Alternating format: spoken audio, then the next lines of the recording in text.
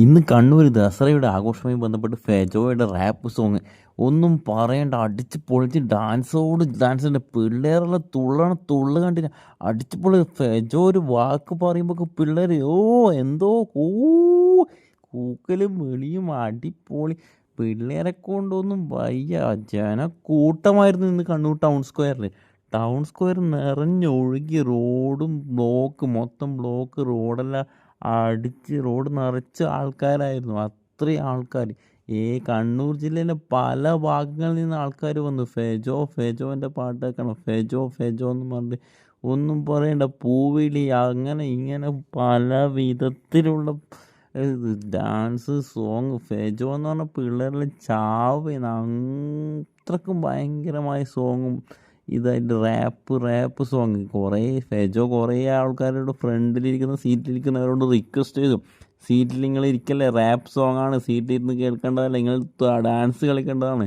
അല്ലെങ്കിൽ ഡാൻസ് കളിക്കുന്നവർക്ക് അവസരം കൊടുക്കൂ എന്ന് പറയുന്നുണ്ട്.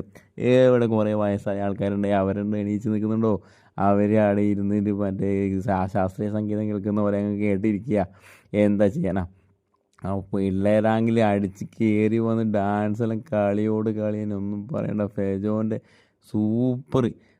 ഫസ്റ്റ് തന്നെ ഫെജോൻ്റെ ഇൻട്രോ ഒരു പൃഥ്വിരാജിൻ്റെ ഫെജോനെ പറ്റിയുള്ള കമൻറ്റാണ്. പൃഥ്വിരാജ് നന്നായിട്ട് ഫെജോനെ ഒരു കമൻറ്റ് ചെയ്യുന്നുണ്ട്.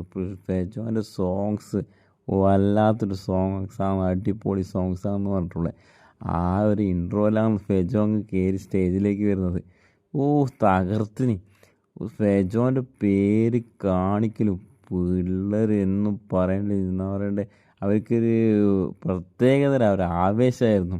ഫെജോൻ്റെ എൻട്രിയൊക്കെ അടിപൊളിയായിരുന്നു.